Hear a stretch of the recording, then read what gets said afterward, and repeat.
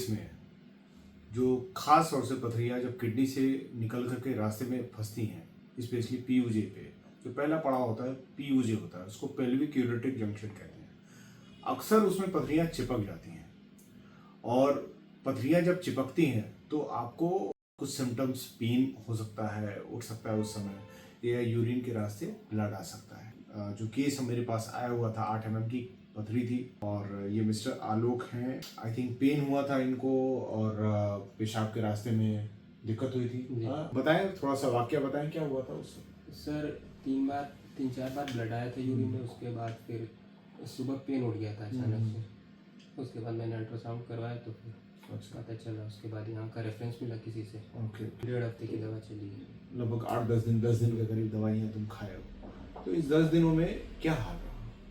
हाल तो सर दवा के बाद बहुत आराम हो गया था। पेन तो ख़त्म हो गया था बिल्कुल। उसके बाद मेरी दवा थोड़ी गैप हो गई थी।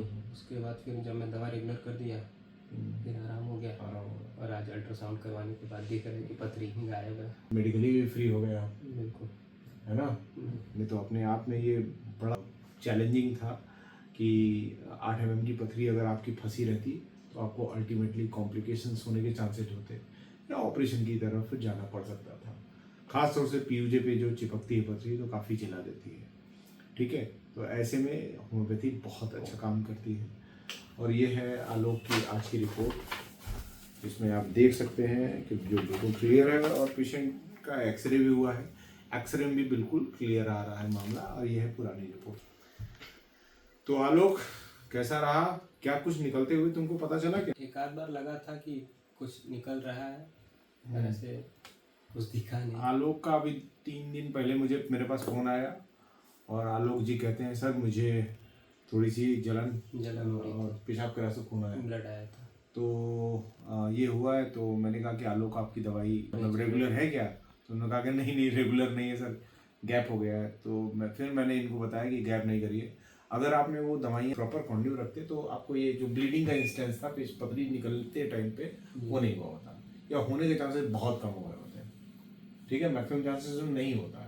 बहुत ही टिपिकल वैसी सिचुएशंस हो जाती है, क्योंकि मैंने देखा है कई बार कांटेदार पथरियाँ भी निकलती हैं और भी एकदम बिना सिंगल ड्रॉप ब्लड के निकलती हैं। इतना अच्छा इन दवाइयों का पड़ता है। ठीक है, तो आप ये समझिए कि आपको कॉम्प्लिकेशन फ्री ट्रीटमेंट मिलता है, फास्टेस्ट ट्रीटमेंट मिलता है। आई थिंक ऑपरेशन के बाद इतनी जल्दी रिकवर नहीं हो सकती जितनी जल्दी ये होम्योपैथी के रास्ते रिकवर हो गए। क्या कहना है होम्योपैथी के बारे में? सर ये तो सबसे फास्टेस्ट है, इसमें कोई डाउट नहीं है। और मुझे कोई बता रहा था कि एलोपैथी में इसके बाद ऑपरेशन के लिए जो है मुझे भेज सकते थे। यस यस यस, ऑपरेशन के सिनेरियो बनते हैं। आप मैंने बताया ना कि खासतौर से ऐसे केसेस जिसमें ब्लीडिंग यहाँ आने के बाद रिजल्ट तो मुझे दिख ही रहा है ऑब्वियसली। तो प्रत्यक्ष को प्रमाण की जरूरत नहीं पड़ती है, लेकिन हम प्रमाणित करते हैं। जो भी हमको प्रत्यक्ष मिलता भी है उसको भी हम प्रमाणित करने का काम करते हैं। ठीक है, और ये प्रमाण हाथ में है।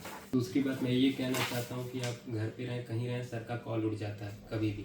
अरे तो थैंक यू। इसका मतलब ये है कि अगर ज़रूरत लगे तो फ़ोन करें, जिससे कि हम बाकी ज़रूरत लोगों को भी समय दे पाएँ। ठीक है, नमस्ते।